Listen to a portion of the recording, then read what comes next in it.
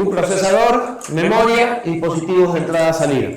¿Sí? En la memoria se almacena el programa y los datos. El programa son secuencias de instrucciones que el procesador ejecuta para transformar los datos en información o en nuevos datos. Es lo mismo. ¿Sí?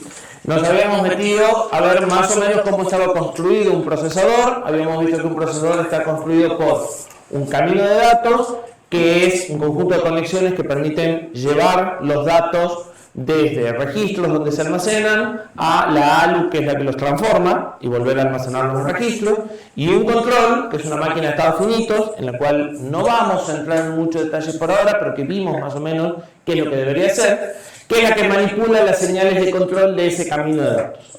Hemos llegado a armar el pichón de una arquitectura, de un procesador, en donde teníamos los registros agrupados en un banco de registros para ahorrar señales de control. Este banco de registro tenía un conjunto de señales que me decía qué número de registro quiero leer por acá, este otro conjunto qué número de registro quiero leer por acá, y este otro número qué registro quiero escribir por acá, y una señal de read para que estos dos registros salgan al bus y una señal de write para que lo que entra se grabe. ¿Sí? Después tenemos la ALU. La ALU manipula tres elementos a la vez, utiliza dos fuentes y un destino, razón por la cual depende la cantidad de bases que tengamos, vamos a necesitar registros auxiliares. ¿Sí? Un bus puede transportar un dato por vez. Si yo tengo un solo bus, voy a necesitar dos registros auxiliares para guardar los dos datos, que pueden ser los dos orígenes o un origen y un destino, es lo mismo, ¿sí? Para que entre el dato que viaja en el bus más los dos que están almacenados en los registros, la ALU pueda funcionar. En este caso en particular, este registro auxiliar lo único que hacía era entorpecerme, y este registro me impedía sacar el provecho a los tres bases, porque estos registros se actualizan con una señal de reloj que no está dibujada. Esa señal de reloj permite hacer una operación como por ejemplo R0 más L1 y guardar de vuelta en R0 en el mismo ciclo de reloj, pero eso mismo también me impide que los datos que estén acá, o sea, hace que los datos que estén a la entrada del registro recién estén disponibles en el ciclo después, a la salida cuando los memoriza, y entonces yo podía mandar dos datos, pero no los podía sumar al mismo tiempo. ¿Sí? Porque este registro me lo impide. La conexión correcta hubiera sido sacar este registro y entonces sí, mandar por acá los dos datos que quiero sumar, traer el resultado, y sí podría guardar en ese camino, en un solo T, R0 igual a cualquier otro par de registros sumados. ¿Sí? Bien. Habíamos estado también viendo posibilidades de hacer intercambio entre registros utilizando o caminos adicionales que están en el video, o utilizando una función de la ALU en donde tome este valor, lo saque por la salida sin operarlo con el valor de la derecha o al revés, una operación que habíamos dicho llamada pass-through. Después habíamos entrado en la memoria. Rápidamente de la memoria habíamos visto que es muy parecida a un banco de registros en el sentido de que son direcciones de memoria donde se almacenan números de un determinado tamaño. Habíamos visto que a pesar de que las máquinas son de 32 o 64 bits hoy en día, la memoria sigue organizada de 8 bits y que en determinados momentos se traen paquetes de 4 números de 8 bits concatenados, que depende cómo se concatenen esos números. Podemos tener dos organizaciones de memoria, Big Endian y Little Endian, ¿sí? Que se utilizan las dos, lamentablemente, ninguna tiene ventajas, o sea, las dos tienen ventajas o desventajas, razón por la cual unos usan una, otros usan otra, y eventualmente va a haber que hacer transformaciones de datos cuando se comuniquen dos computadoras de distinto tipo, ya sea a través de unidades de disco o a través de redes, a través de algún método de comunicación.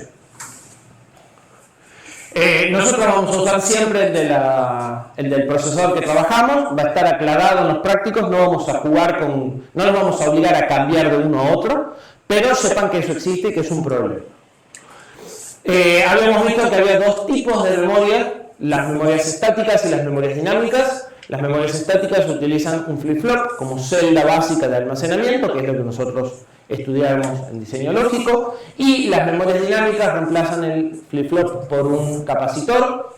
Ese capacitor es más barato, es más chiquito, consume menos energía y hay que refrescarlo, es decir, hay que estar periódicamente recargándolo. Y ese periódicamente es bastante periódicamente. Habíamos visto que como estas celdas de almacenamiento son más lentas, entonces, aprovechando que la construcción de una memoria es matricial y no lineal como nosotros pensaríamos, ¿sí? Por razones de área, en las memorias dinámicas, en lugar de mandar todas las direcciones simultáneamente, se mandaba la mitad de las direcciones y mientras el decodificador de filas accede a una fila, se aprovecha para mandar después la otra mitad para el selector de columnas. ¿Sí? Eso se hace solo en las RAM dinámicas porque tienen mucha capacidad de almacenamiento, porque la celda es más chica, porque es más barata, entonces suelen ser más grandes, entonces necesitaríamos más líneas de address, y porque las celdas son lentas, entonces no pasa nada si pierdo tiempo en mandar la dirección en dos partes. ¿Sí? Estos elementos son mucho más rápidos que estos elementos. En una RAM estática eso no sucede, los tiempos de esto y de esto son similares, las cantidades de estas son más chicas, entonces no se utiliza, se podría, pero no se utiliza el sistema de direccionamiento RAS-CAS. ¿Sí? Entonces, no es que se pueda, o sea, no es que se pueda en una sí y en otra no, se puede en ambas. Lo que pasa es que en una no tiene sentido y en la otra sí tiene sentido por las condiciones de la celda de memoria que estamos usando. Y habíamos dado un par de ejemplos. Habíamos dicho que, habíamos hablado de algunos tamaños característicos. El ancho de los registros y el ancho de la ALU era lo que se llama tamaño de palabra del procesador. En general nuestros procesadores de hoy en día son de 32 o de 64 bits, pero podemos encontrar viejos de 8 o de 16. Habíamos dicho que el ancho del bus de datos, es decir, lo que vincula memoria, buen día, no siempre coincide con el ancho de palabra. Podemos tener procesadores de 32 que traen y llevan 8, podemos tener procesadores de 32 que llevan y traen 32, pero la memoria está organizada de 8. Es raro sí que esto sea más grande que esto. Sí puede ser más chico. O sea, esto puede ser más chico por razones iguales que las de la memoria de ahorro.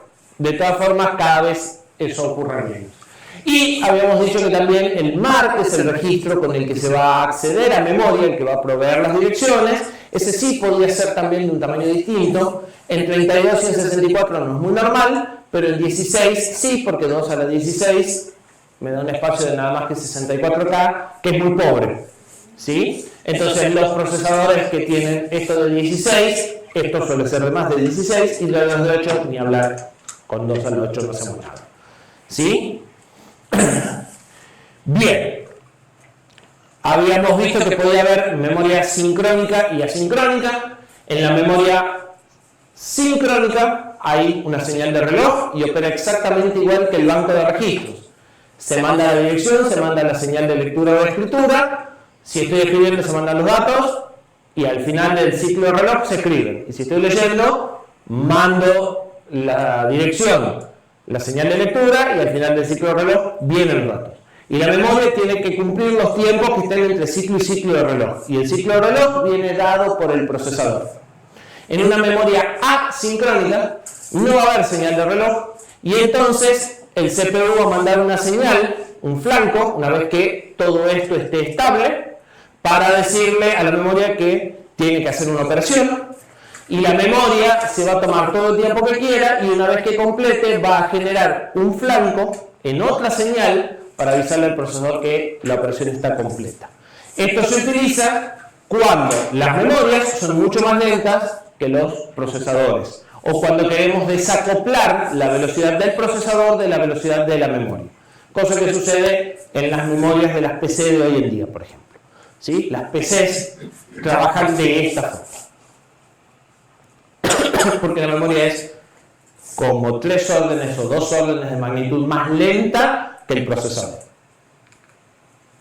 algunos datos característicos, sigamos pasando porque no vamos a entrar en esto, y habíamos visto lo que es el ciclo de la instrucción, que es lo que está haciendo la máquina de estados finitos del control del procesador permanentemente.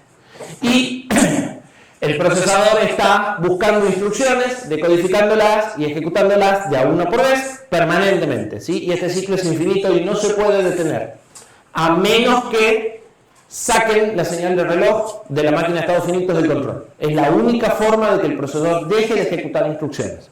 Y eso nos va a traer algunos dolores de cabeza. ¿Qué es el fetch? El fetch es la búsqueda de la instrucción en memoria. Para buscar la instrucción en memoria, habíamos agregado un registro a esa arquitectura que se llama Program Counter, que es el contador de programa. Es un registro que me dice en qué dirección de memoria está la instrucción que yo tengo que ejecutar. Entonces, lo que voy a hacer es ir a memoria y pedir el contenido de esa dirección que está guardada en el PC y traerla y guardarla en el IR, que es el registro de instrucción, que va a usar la máquina de estados finitos como elemento de memoria para decodificar qué instrucción se trata. La decodificación en general no va a llevar tiempo, se va a hacer por hardware, y entonces, una vez que llegó la instrucción que está en el IR, que la máquina de estados finitos reconoce esa instrucción, va a empezar a ejecutar una secuencia de pasos para implementar lo que esa instrucción debería de hacer, y eso es la ejecución. Estos dos ciclos son iguales para todas las instrucciones y esto cambia de instrucción en instrucción. Una vez que termina la ejecución, la máquina de estados finitos vuelve al estado inicial, que es el previo al fetch. ¿Sí? ¿Qué se tiene que especificar en una instrucción? Bueno, dijimos que lo primero que hay que decir es de qué se trata la instrucción. Eso se hace en general con un código binario que se llama código de operación, ¿sí? Pero desde ya hace mucho tiempo dejamos de programar las máquinas en binario, en algún momento se programaban en binario, y empezamos a programarla en un lenguaje de texto que tiene relación 1 a 1 con el binario que se va a guardar en memoria. Ese lenguaje se llama ensamblador y la representación en texto del código de operación se llama mnemónico, ¿sí? Sería el nombre de la instrucción, en este caso add. Normalmente este nombre es una palabra que indique claramente de qué se trata la instrucción, ¿sí? Por eso el nombre del mnemónico. En este caso, una suma. Además de decirle qué quiero hacer, le tengo que decir de dónde va a sacar los operandos fuentes o de dónde va a tomar los valores con los que esa instrucción opera, ¿sí? Y a dónde tiene que guardar el resultado. En el caso de esta instrucción, siempre los operandos van a la derecha y el destino va a la izquierda. Y finalmente, algo que le debo decir, pero muchas veces se hace en forma implícita, es cuál es la instrucción siguiente que se debe ejecutar. Normalmente los programas se ejecutan en forma secuencial y la instrucción siguiente va a ser la que está escrita abajo, la que está ubicada en la próxima dirección de memoria. Pero hay un conjunto de instrucciones que se llaman instrucciones de control de flujo que me van a permitir romper esa secuencialidad, y algunas de esas instrucciones de control de flujo además van a ser condicionales, es decir, a veces voy a ejecutar la instrucción en una continuación y a veces voy a ejecutar una instrucción diferente. Eso me va a permitir hacer lazos y me va a permitir hacer if, ¿sí? Sentencias condicionales. Dijimos que la instrucción se guarda en memoria. Cuando se guarda en memoria, esa instrucción se puede fraccionar en distintos campos. Esos campos son pedacitos o paquetes de números que tienen un sentido definido. Entonces, por ejemplo, en esta instrucción, este pedacito va a corresponder al código de operación. Este es el que va a estar vinculado al add, al sub o a qué hace la instrucción. Acá voy a guardar el registro en el que voy a guardar el resultado, por ejemplo, y acá los números de los registros fuentes, ¿sí? Cuando les dan la información de cómo se programa un procesador, una de las cosas que les dan son los formatos de instrucción. El formato de instrucción es cómo se entienden y qué cantidad de bits tienen esto para cada una de las instrucciones. Normalmente el opcode determina el formato, es decir, con mirar estos pedacitos de bits, ustedes saben qué es lo que viene a continuación y cómo lo tienen que interpretar de los posibles formatos que hay.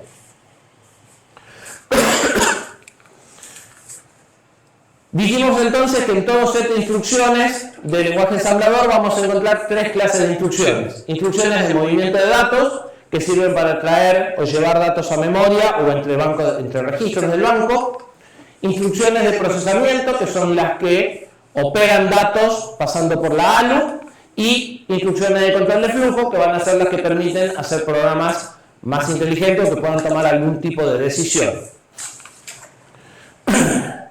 Dijimos también que para tomar esas decisiones necesitábamos algunas condiciones. Y esas condiciones van a ser resultados de operaciones aritméticas. Entonces, cuando la ALU hace una operación, suele dejar además un conjunto de banderas indicando si el resultado de la operación fue 0, si el resultado fue negativo, si el resultado tuvo un desbordamiento, si el resultado tuvo una carga. Esas banderas se guardan en un registro que se llama Registro de Códigos de Condición, o CCR. Y las instrucciones de control de flujo van a mirar esas banderas para tomar la decisión. Algunas computadoras no utilizan CCR. Algunas computadoras directamente en la instrucción de control de flujo les dice, hace la resta de estos dos números y si da 0 entonces saltar. Y hace la operación aritmética junto con la instrucción de salto. ¿Sí? Aun cuando no exista el CCR, que es el registro de códigos de condición o las banderas para saltar, el procesador necesita tener el control, o hay cierta información de control que se debe llevar del programa. El CCR es una, pero hay otras que vamos a ir viendo, algunas durante esta asignatura y algunas en las asignaturas que siguen. Esa información de control del programa, de cómo se está ejecutando el programa, se guarda en un registro que se llama PSW. ¿Sí? El PSW, que es el registro de estado del programa, que puede ser más de un registro en realidad incluso, existe en todos los procesadores, con distinto nombre, pero en todos los procesadores hay un registro de control de ejecución del programa. En algunos hay un pedazo que es el CCR y en otros no está el CCR. ¿Sí? El nuestro, el que vamos a usar nosotros, tiene CCR y tiene PSW. Habíamos visto muy rápidamente qué son los modos de direccionamiento, igual los vamos a ver más detenidamente hoy. Los modos de direccionamiento es cómo encuentro yo el dato que voy a operar a partir del dato que viene en la instrucción. Entonces, si en la instrucción viene el número 7, ese 7 ¿qué es? La constante 7, el número de registro 7 o la dirección de memoria 7. Bueno, eso es el modo de direccionamiento. Cuando hablo del modo de direccionamiento por registro, entonces lo que estoy diciendo es que el 7 es el número de registro 7 y lo que quiero operar está guardado en el registro 7. Cuando hablo del modo inmediato, el 7 es la constante 7 y entonces lo que quiero operar es esa constante 7 que viene como parte de la instrucción. Y cuando hablo del modo directo, por ejemplo, es la dirección de memoria 7 y entonces tengo que ir a la dirección de memoria 7, traer el dato y eso es lo que quiero operar. ¿Sí? Esos son los modos de direccionamiento. Fíjense que la misma instrucción podría usar los mismos valores en distintos modos de direccionamiento. ¿Sí? No es lo mismo sumar el registro 7 o la constante 7 o la memoria 7. Podría tener tres instrucciones de suma con diferentes modos de direccionamiento que hacen aproximadamente lo mismo, pero no exactamente lo mismo. ¿Sí? Bien. Normalmente va a haber detalles en la notación de la instrucción, o sea, la instrucción se va a llamar siempre add, pero va a haber detalles en cómo escribimos lo que viene a continuación, el R1, R2, R3, que van a indicarnos el modo de direccionamiento. Por ejemplo, si le pongo paréntesis, si le pongo numeral, cosas por el estilo. Lo vamos a ir viendo cuando nos metamos en el assembler. Habíamos definido qué es el ISA. El ISA es toda la información que necesita alguien para programar un microprocesador, un manual de entre 1000 y 4000 páginas, ¿sí? Donde está explicado lo que nos hace falta. ¿Qué nos hace falta? Saber qué registros tiene de propósito general, qué registros tiene de propósito específico, qué instrucciones podemos hacer, cómo se escribe el lenguaje ensamblador, cuál es la forma de los mnemónicos, cuáles son los modos de direccionamiento, ¿sí? Los códigos de operación de cada una de las instrucciones y el detalle de qué hace cada una de las instrucciones.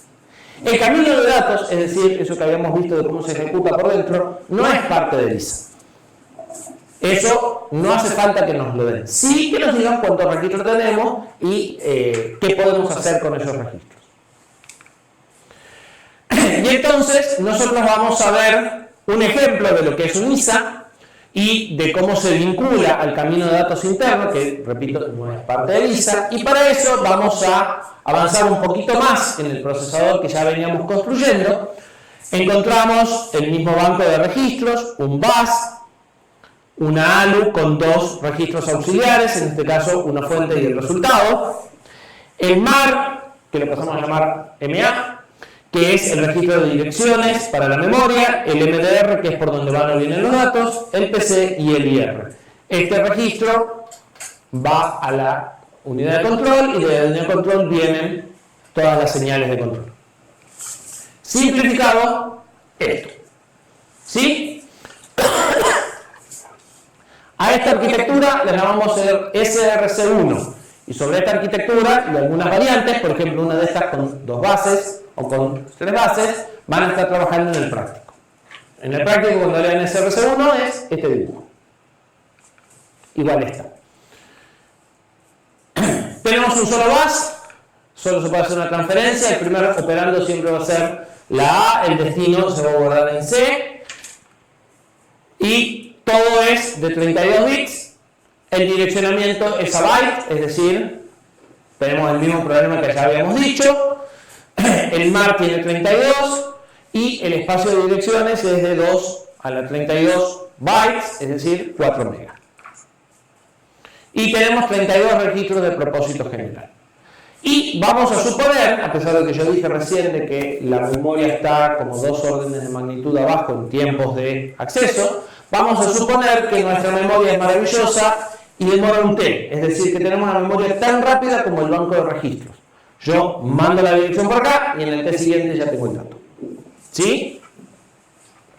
En arquitectura de computadoras van a ver cómo a veces logramos que eso suceda. Por ahora no nos vamos a meter en eso. Y ahora hemos dicho que necesitamos describir formalmente las instrucciones, es decir, que podamos entender qué hacen las instrucciones sin ambigüedad. Y para eso vamos a utilizar un lenguaje que se llama RTN o RTL, que es lenguaje de notación de transferencia de registros. Esto es un lenguaje formal, por lo tanto tiene sintaxis. Como no la vamos a cargar en una herramienta, no va a ser gramática la sintaxis, pero traten de aprender la sintaxis porque ya lo mencioné en la clase, lo voy a volver a repetir hoy, el punto y coma, los 2 puntos tienen sentido, ¿sí? Y tienen mucha importancia de que cambien los resultados y los ponen distintos, ¿sí? Es bastante simple. En el RTN podemos encontrar 2 tipos de descripciones, porque como lo que especificamos es cómo se transfieren los valores de los registros, o sea, qué valores de registro tomo, qué operación hago y dónde los dejo.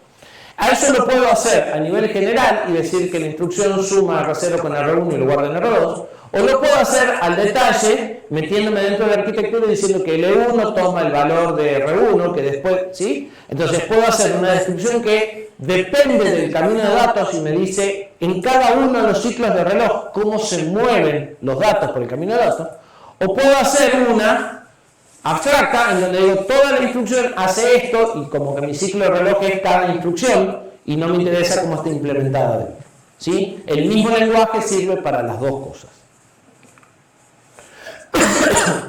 Cuando hablamos de descripciones concretas, como estamos hablando de diseño, en muchos casos ustedes van a tener que agregar una instrucción nueva, puede haber distintas formas de hacerlo. Cuando hablamos de la abstracta, en general no debería haber distintas formas, porque si dijimos que es una suma con direccionamiento por registro, bueno, tiene que tomar los datos de los registros y guardarlos. Ahí no hay demasiadas opciones. En general, nosotros le vamos a dar el abstracto para que no haya ambigüedades y ustedes van a generar los concretos. A veces hacemos al revés, le damos un concreto y le pedimos el abstracto, pero en esos casos no hay 2 posibilidades. O sea, si yo le di el concreto, el abstracto al que tiene que llegar es uno solo. ¿Sí? Pero si yo le doy un abstracto y le pido un concreto, puede haber distintas formas de hacerlo. Bien. En el SRC1, o sea, en esa computadora que vimos recién, vamos a soportar 2 formatos de instrucción. Tipo 1 y tipo 2. Las instrucciones tipo 1, las dos instrucciones tienen un campo de opcode de 5 bits, en los 5 bits más significativos, y un número de registro, o dos números de registro, ¿sí? Estos dos números son de 5 bits, tenemos 32 registros. Y en el tipo 2 tenemos un tercer número de registro y una constante numérica chica, y en el tipo 1 tenemos una constante numérica más larga. ¿Sí? Bien. Entonces, ¿cómo se describe el procesador? Esto que está acá es el RTN abstracto de todo el procesador. Y dice que suceden dos cosas. El punto y coma marca ciclos de reloj, ¿sí? O tiempos. Esto ocurre en T0, esto ocurre en T1. Los dos puntos son cosas que se hacen en paralelo a nivel hardware. Es decir, en T0 ocurre esto y esto al mismo tiempo. Esto indica asignación de valor. Es decir, IR toma al final del ciclo el valor de M, que es la memoria, ¿sí? Y como la memoria necesita una dirección, bueno, PC da el valor de dirección. Es decir, lo veo como si fuera un vector, en M de PC, lo que esté guardado, lo transfiero a IR.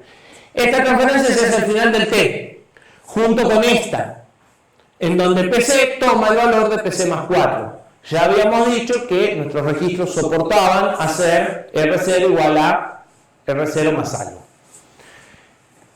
Dato importante, lo repito, ya lo dije, si yo esto lo escribo a la izquierda, el M de PC que busco es el mismo.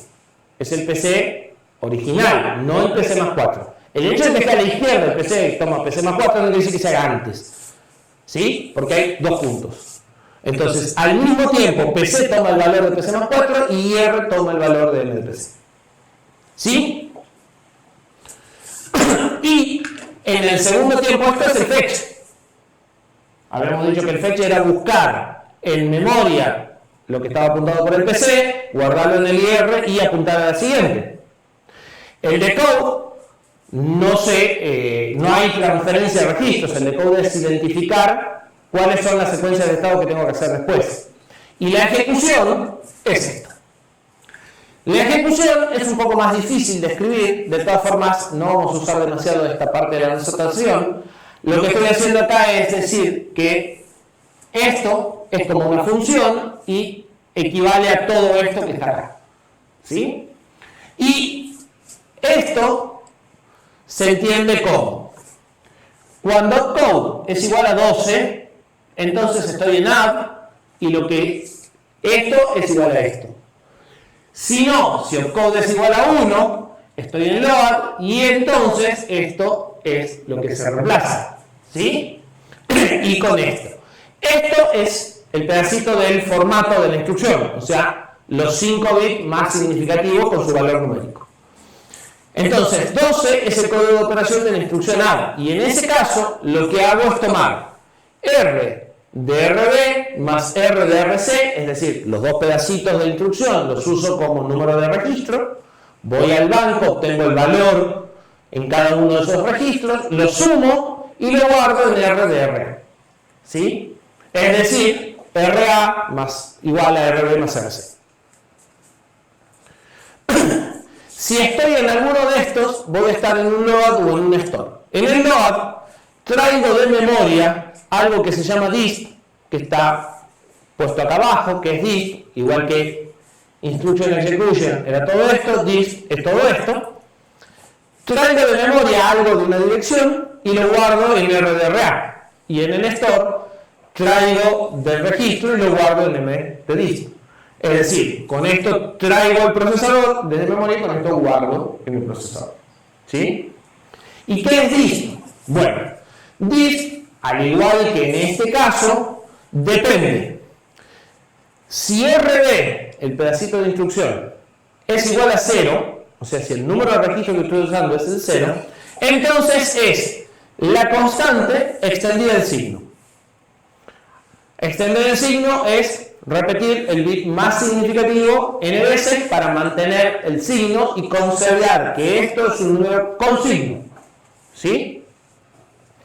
Y si RB es distinto de 0, entonces es R de RB más la misma constante. A los fines prácticos, esto es lo mismo que decir que R0 siempre hay un 0. ¿Sí? Y entonces, si R0 es 0, lo puedo sumar siempre con la constante. ¿Sí? Eso quiere decir que no importa que guarde en RB, siempre que lo vaya a operar, me voy a encontrar con que tiene un valor 0. Bien. Entonces, prestemos atención a este pedazo de RTN abstracto. ¿Sí? Esto sería lo que sucedería si estoy ejecutando una suma. ¿Y qué es lo que tengo? Y R toma M de PC, PC toma PC más 4, y después viene esto, pero para el add viene esto, y en realidad es esto. Tengo estos dos ciclos, este y este, para un add.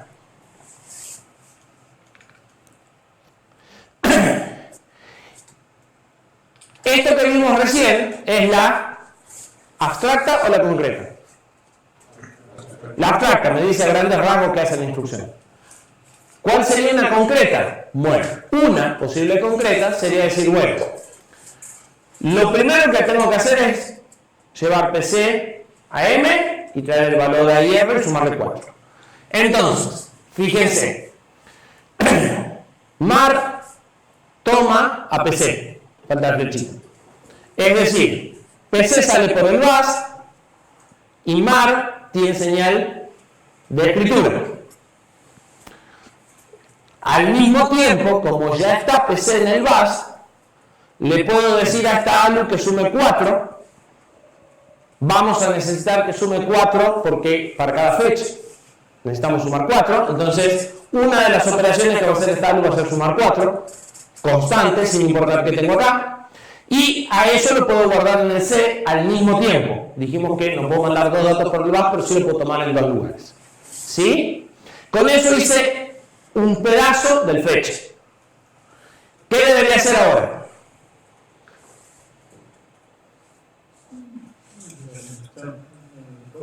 Fuerte.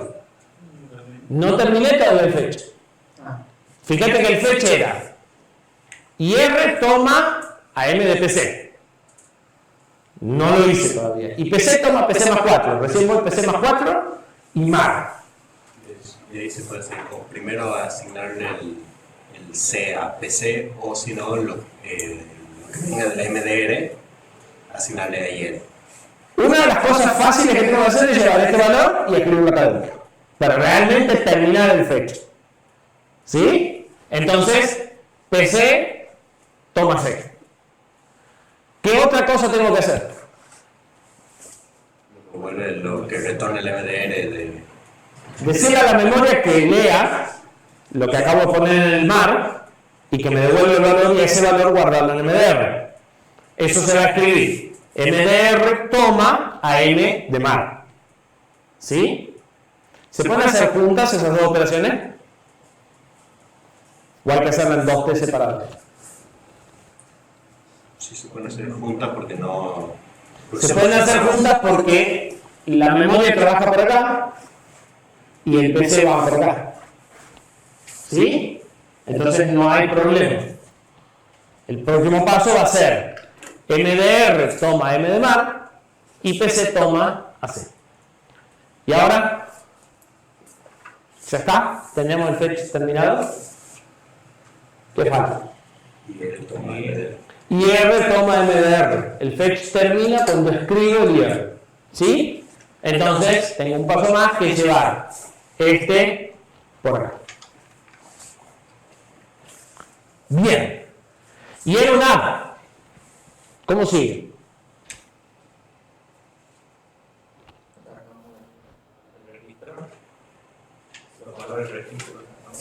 Bueno, a ver. Entonces sería A toma. No es de R1. Es de R qué. Vos estás ejecutando la instrucción que está acá. Y tenés que usar el número de registro que vino acá, que no sabés cuál es. ¿Sí? ¿Cómo se llamaba el pedazo de registro que está acá?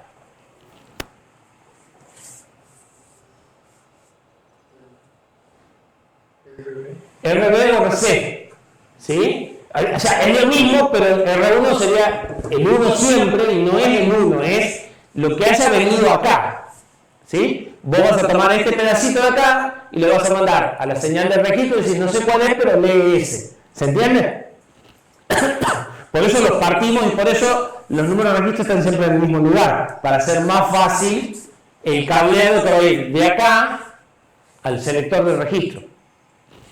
Entonces, lo próximo que vamos a hacer es A toma a RB o a RC, que son las fuentes. RA era RB o RC. RA es el destino, B y C son las fuentes. En particular decidió tomar el B primero. ¿Sí? ¿Y cómo seguimos?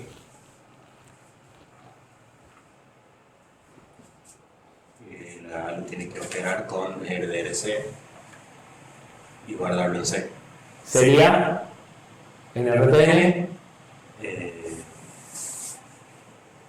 Empezamos por el destino. C toma el valor de A más RDRC. ¿Están de acuerdo? C toma A más RDRC. ¿Y ahora?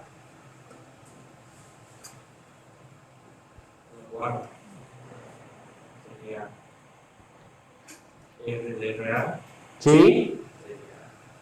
hasta C. Toma C. ¿Sí? Fíjense que dos ciclos abstractos se convirtieron en 6 ciclos concretos. ¿Sí? Si tuviese más bases, podrían tener distinta implementación concreta. Alguien podría haber dicho, no sé, que esto se podría hacer en paralelo y lo hizo en 2T y era un fetch más largo. ¿Sí? Alguien podría haber dicho, no, yo traigo RCA y después RB. Para la suma no va a haber problema, para la resta podría haber problema. ¿Sí? Con la resta hay que tener cuidado porque sí tiene nota. ¿Sí? Perfecto. Y fíjense que de acá para arriba es el fetch, de acá para abajo es el decode, el execute. Tema muy importante. Estos 3 pasos tienen que ser los mismos para cualquier instrucción, porque dijimos que el fetch es el mismo. Cuando yo hago el fetch, no sé qué instrucción estoy trayendo. Recién una vez que termino esto, me entero cuál es la instrucción y puedo empezar a hacer una secuencia de pasos que depende de la instrucción. Hay algunos ejercicios en los que tienen que hacer 2 instrucciones. El fetch de la segunda tiene que ser siempre igual al de la primera. ¿Sí? Porque estos 3 pasos son los mismos para cualquier instrucción. Porque esto, en realidad, lo que está describiendo, si se fijan, son los estados de la máquina de estado finito. Cada uno de estos son los estados, y esto es una forma muy clara de determinar cuáles son las señales de control. Si mark toma PC, quiere decir que acá tengo que dar load, acá tengo que dar output enable, ¿sí? Esto es uno a uno con las señales de control que yo tengo que generar para que se cumpla esa operación. ¿Sí? Entonces, cada uno de estos es un estado de la máquina de estado finito. Ni más ni menos.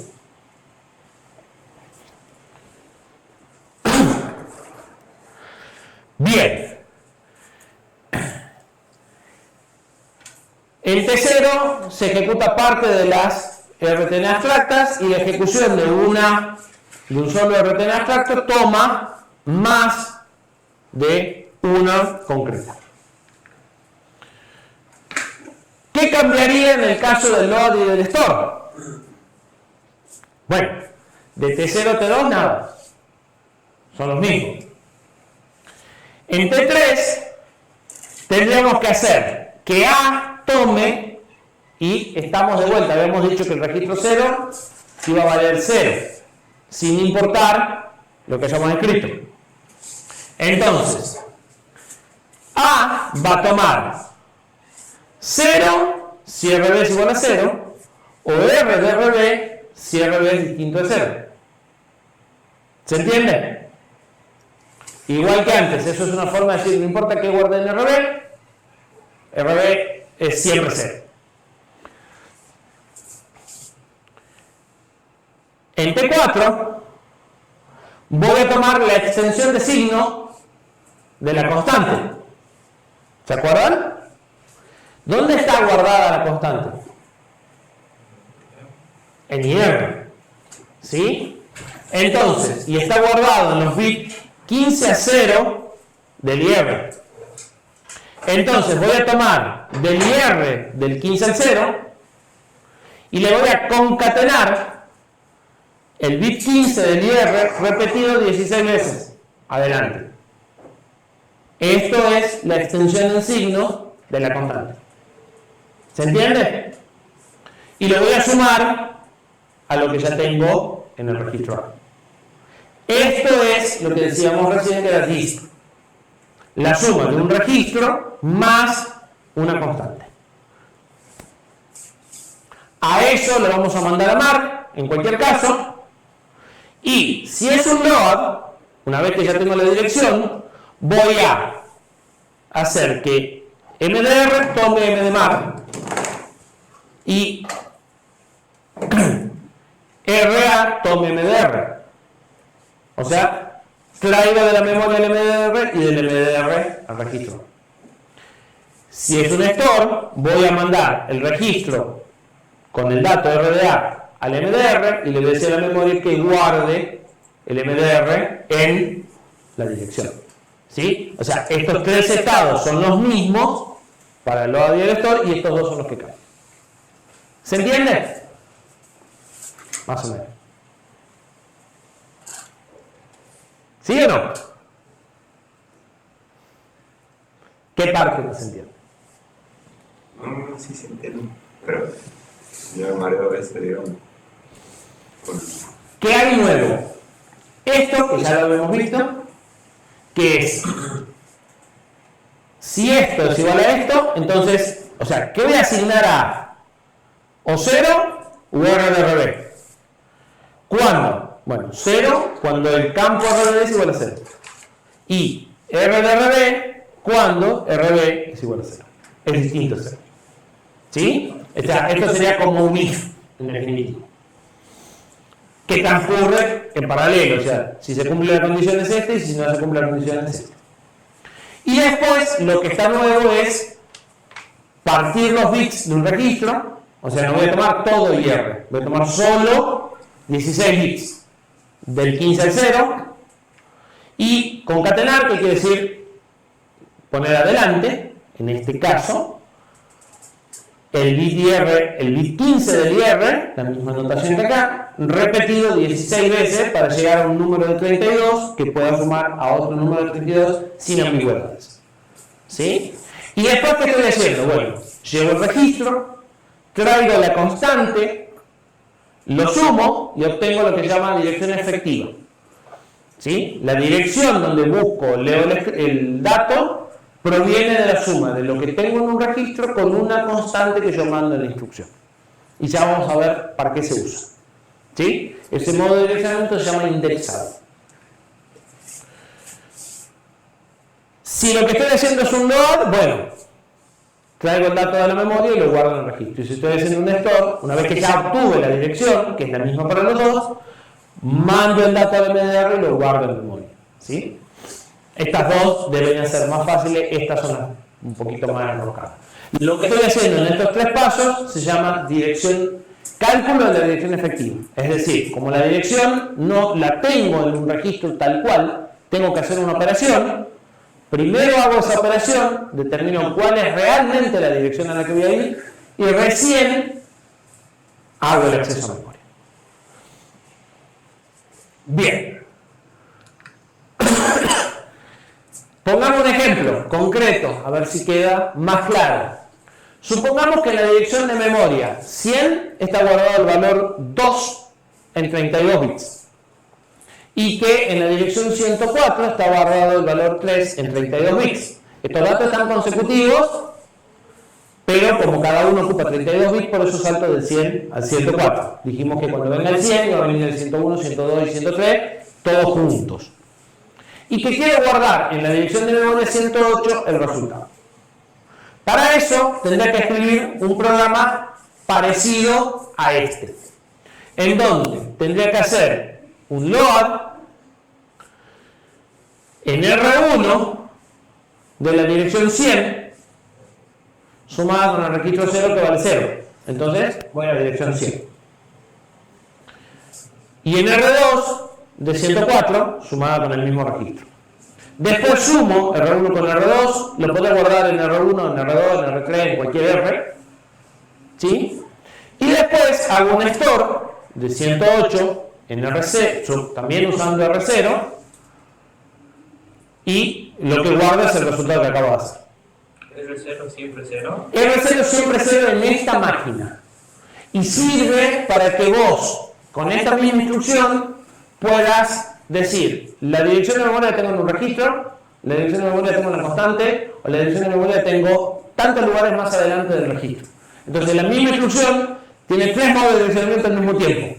¿Sí? Para eso R0 es 0. Eso es una particularidad de esta máquina.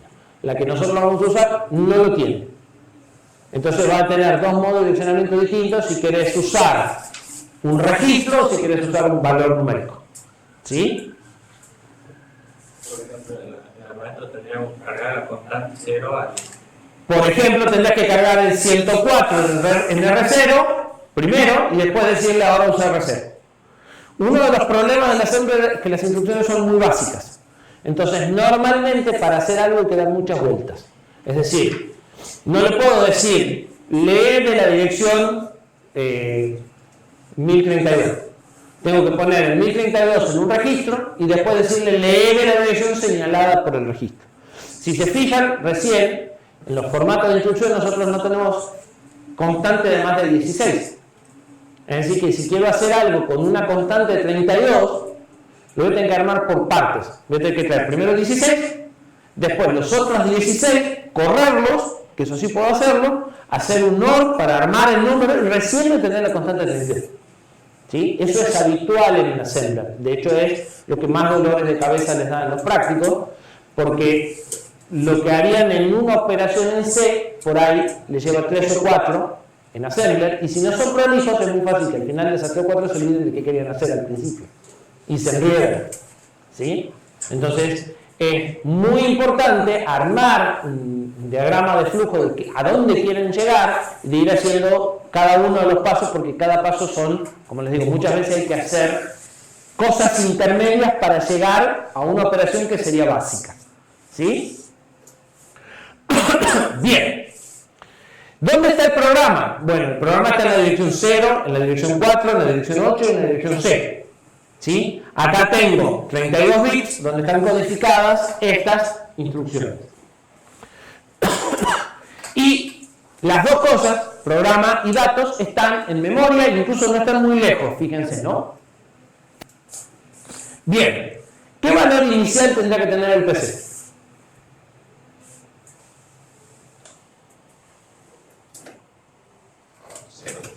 0, para que ejecute ese programa. ¿Sí? Entonces, si arrancamos con el valor de PC en 0,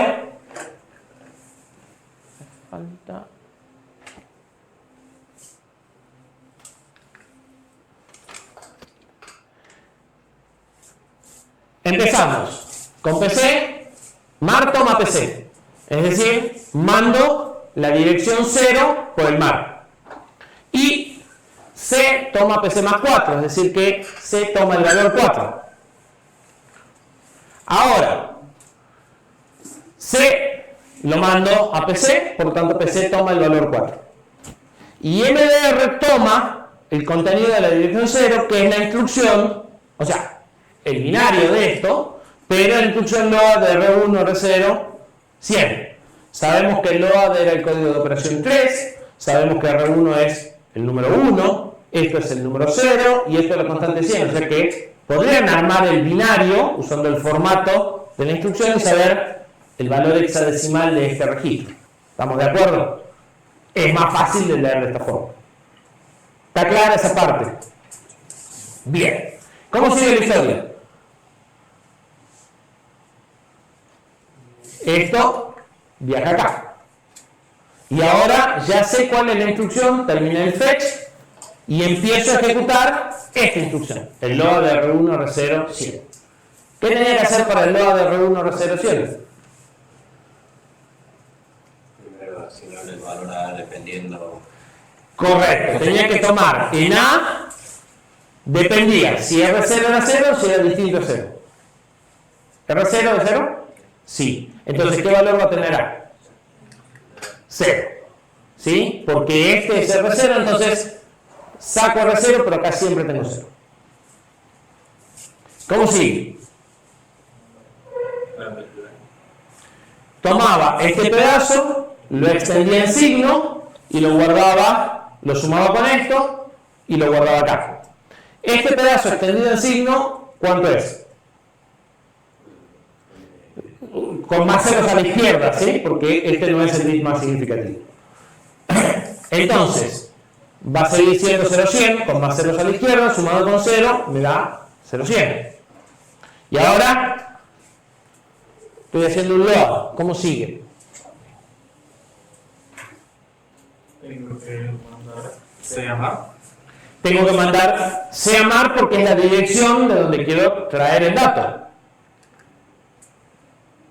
Y ahora, Hay alguna zona del error de MDR. El primer MDR que se. bien, porque MDR te lo está diciendo el dibujo. MDR no tiene valor conocido, o sea, tiene un valor, pero no sabemos qué es. A ver si sabemos qué es. MDR sigue con el valor de la última instrucción.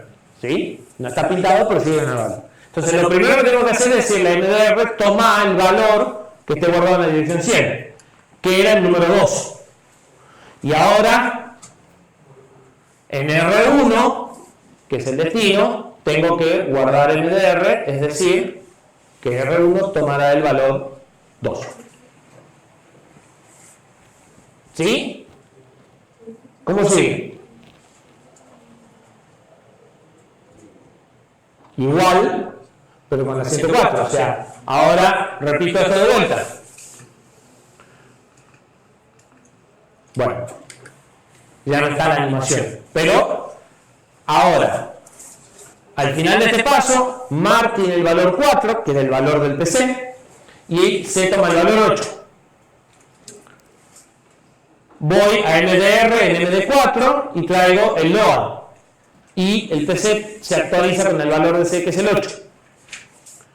El Instruction Register toma el segundo load. Y empiezo a ejecutar. A vuelve a tomar 0, C ahora vale 104 en lugar de 100, Mar vale 104, MDR toma MD104, que era el 3, el segundo número, y R2 toma el valor 3. En el add, Mar toma el valor que tenía el PC, que era 8, C sube a 12, MDR toma MD8, que es el add, y R toma el add. A toma R2, que es el valor 3, C toma A más R de R1, que en R de 1 tenía el 2 y en el A tenía el 3, o sea me da el 5, y R3 entonces toma el 5. Y el store, la misma historia, el Mar arranca con el valor 12, el C toma 16, que es 4 más, acá se actualiza el PC, se trae M de 12, que es el store, y se guarda en IR. A vale 0, porque estamos usando siempre R0 como registro de base. 108, más 108, ahora MDR toma R de 3, que es lo que quiero guardar, y lo guardo en M de 108. ¿Sí?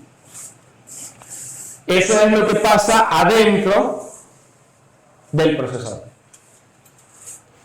Para un pequeño programa de hacer.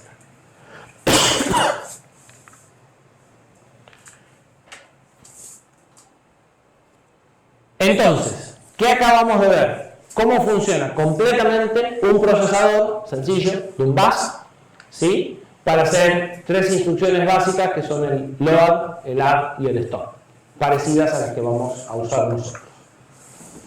El CPU es una máquina que repite el ciclo de instrucción ¿sí? Ese ciclo de instrucción en realidad son varios ciclos, pero tenemos el fetch, que es la búsqueda de la instrucción.